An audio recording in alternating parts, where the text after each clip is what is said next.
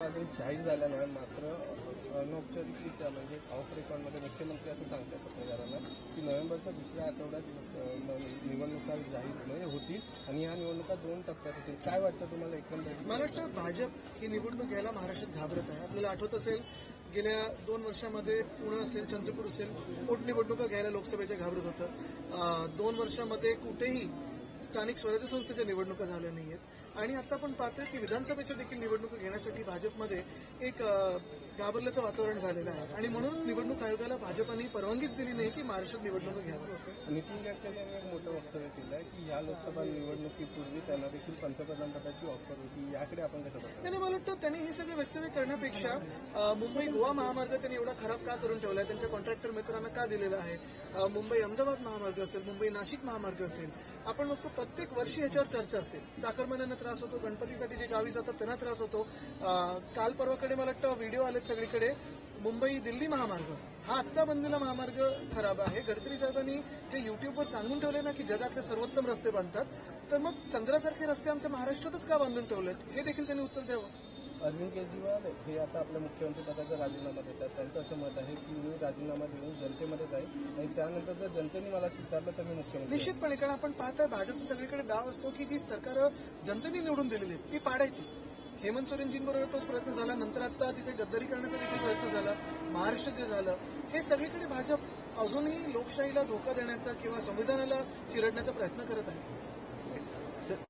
वो अगले 2 दिन में अपने मुख्यमंत्री पद का इस्तीफा देंगे क्योंकि केंद्रीय एजेंसियों का गैर इस्तेमाल करके उन्हें जिस तरीके से परेशान किया गया. बिल्कुल, केंद्रीय एजेंसीज तो बीजेपी के ही ऑफिस से चलती है और अगर आप देखें तो जो अरविंद केजरीवाल साहब है निडर है, एक निडर लीडर है और वही बिना डरते हुए आज लड़ते हैं, संविधान के लिए लड़ रहे हैं, देश के हित के लिए लड़ रहे हैं.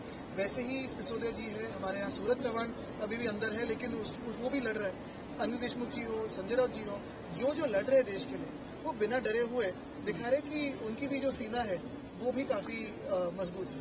नितिन गडकरी का एक बयान आया है जिसमें उन्होंने कहा है कि लोकसभा चुनाव जो है 2024 का, उसके पहले उन्हें भी प्रधानमंत्री. गडकरी साहब ये सब बयान देने से पहले मुझे वो उन्होंने देश को बताना चाहिए कि मुंबई गोवा हाईवे हो, मुंबई अहमदाबाद हाईवे हो, मुंबई नासिक हाईवे हो, या अभी फिलहाल अगर आपने देखा होगा तो मुंबई दिल्ली हाईवे हो, उन्हीं के जो कॉन्ट्रैक्टर दोस्त हैं उनके माध्यम से इतने खराब रास्ते क्यों बनाए हैं.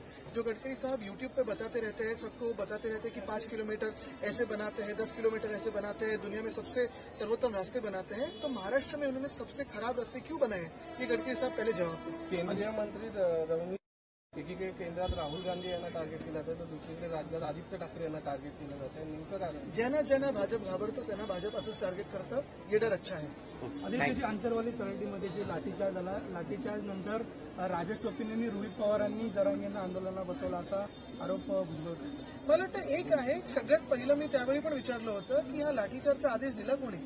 घटनाबाह्य मुख्यमंत्र्यांनी दिलं होतं, DCM 1नी दिलं होतं, त्यावेळी DCM 2 होते की नाही तिथे मला माहित नाही, पण यांनी मिंदेंनी दिला होता की फडणवीस साहेबांनी दिला होता. हा आदेश कोणी दिला होता हे लोकांसमोर आलं पाहिजे, कारण हा जनरल डायर सारखा आदेश होता.